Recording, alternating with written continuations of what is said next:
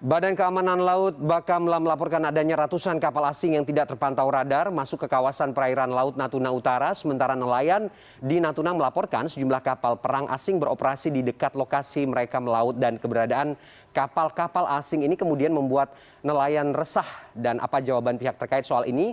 Mampukah kemudian kekuatan patroli keamanan yang ada menghadang keberadaan kapal asing yang masuk dengan leluasa? Kita dalami topik ini terhubung lewat sambungan Zoom dari luar studio Kolonel Wisnu Pramandita, Kabag Humas dan Protokol Bakamla. Selamat sore Pak Wisnu. Selamat sore Mas. Ya, terima kasih Pak Wisnu sudah bergabung dengan kita. Kita ingin konfirmasi beberapa hal Pak. Yang pertama kita ingin mendapat kejelasan dulu. Konfirmatif sifatnya, benarkah kemudian banyak kapal asing bahkan klaimnya kemarin dari warga ini ribuan begitu ya yang masuk ke kawasan perairan Natuna termasuk kawasan perairan Natuna Utara. Ada kapal perang di sana, ada Coast Guard juga di situ. Bagaimana menjawab klaim ini Pak? Apa yang sebenarnya terpantau di lapangan? Baik, terima kasih Mas Ferdi. Perlu saya sampaikan bahwa Laut Natuna Utara itu bahkan pintu masuk dan pintu keluar dari kisah yang berhubungan dengan Selat Sunda dan juga pintu masuk keluar untuk menuju ke Selat Malaka balik. Tahu bahwa posisi kita kan berada di daerah perhubungan antara dan India sudah normal apabila memang banyak kapal-kapal yang beroperasi sekitar utara. Demikian Mas Ferry. Oke, Pak Wisnu, ini bukan peristiwa yang terjadi sekali ya, berkali-kali kemudian kawasan perairan kita di Natuna ini dimasuki oleh kapal-kapal asing begitu ya, ada China, Tiongkok maksud saya dan juga Vietnam begitu.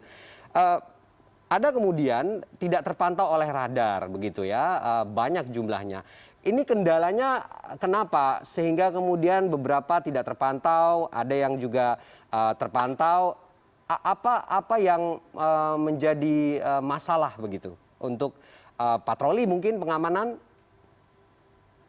Baik, jadi saya jelaskan bahwa deteksi kita yang kan menggunakan radar untuk kapal-kapal patroli. Nah, kan menggunakan global magnetic, di mana jarak jauh dan jarak terjauhnya adalah panggung bumi dan ketinggian kapal atau ketinggian.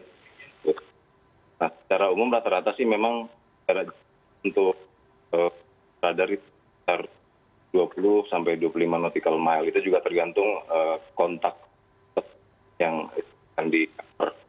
Nah, kemungkinan apabila tidak terdeteksi oleh radar, maka kontak-kontak berada di luar dari di bawah cakrawala atau berada di luar dari radar horizon range-nya tersebut. Misalnya mungkin 5 nautical mile, maka kontak-kontak tersebut mungkin berada di 20 atau 35 nautical mile.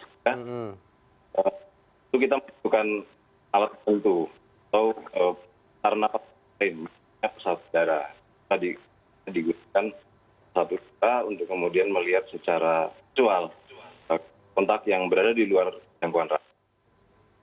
Oke, kabarnya begitu ya Pak Wisnu, ada soal keterbatasan armada dan juga persoalan terbatasnya bahan bakar. Ini juga terjadi ya begitu ya, sehingga konsentrasi patroli pengamanan ini jadi skalanya tidak terlalu luas begitu. Menjawab ini bagaimana? Memang itu merupakan satu permasalahan yang dihadapi bersama, baik semua aparat hukum di laut. Kita pasti dihadapi oleh terbatasnya sarana dan prasarana karena ditutupnya wilayah kan yang harus kita cover.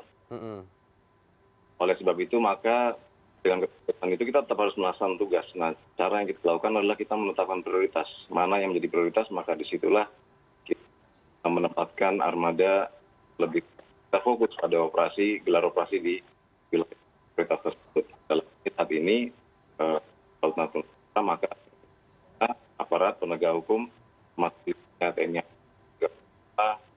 melakukan asetnya lautan. demikian. Oke Pak Wisnu, berapa banyak sih Pak kekuatan yang dimiliki Pak? Kalau Bakamla hanya memiliki 10 kapal. Dan ini kami ada 2 kapal di Natuna, di Laut Natuna Utara. Oke, kekurangannya ini bagaimana mengatasinya? Ya itu yang tadi saya sampaikan bahwa di dalam kekurangan yang kita hadapi ini kita kemudian harus mendapat prioritas lagi. Saat ini karena utara yang menjadi prioritas maka kita tempat 2 kapal. Sementara lainnya harus kita posisikan pada wilayah lain seperti Laka, Batubara, juga ada 2, 3 yang tetap harus diatasi. Oke, artinya perairan Natuna Utara ini juga menjadi prioritas utama begitu ya, karena lalu lintas yang banyak disusupi oleh kapal-kapal asing ini berada di sana. Iya, betul. Oh, oke. Kita ingin memastikan Pak Wisnu, ini kemudian tidak menjadi ancaman khususnya bagi masyarakat nelayan yang senantiasa berada di perairan tersebut untuk melaut begitu ya, untuk sebagai mata pencarian utama mereka di sana, karena sudah ada juga testimoni dari nelayan keberadaan kapal-kapal asing ini cukup mengganggu dan membuat resah, bahkan mereka ketakutan. Ini bagaimana memastikan keresahan masyarakat ini tidak terjadi, ketakutan ini tidak berkepanjangan? Apa langkah antisipasi Pak Wisnu? Iya, kita menyadari bahwa memang kehadiran kapal-kapal pemerintah dari negara-negara sedang berkonflik di Laut Cina Selatan mungkin ada atau hadir di Laut Natuna. Tapi saya boleh memastikan bahwa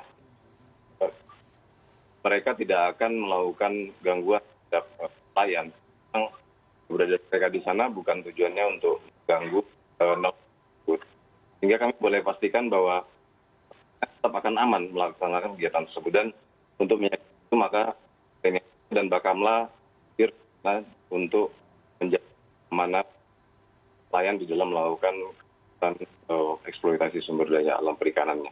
Oke, baik Pak Wisnu, kita ingin kepastian itu disampaikan, keamanan itu ada buat masyarakat di sana, karena melihat kapal mondar-mandir dengan tonase sebesar itu begitu ya, dengan ukuran yang cukup besar, ini juga tentu sedikit banyaknya membuat ketakutan tersendiri bagi masyarakat yang senantiasa melaut di kawasan tersebut. Kalau memang kejaminan keamanan ini sudah ada dari Bakamla pun, tentu masyarakat bisa lebih tenang begitu ya untuk beraktivitas sehari-hari.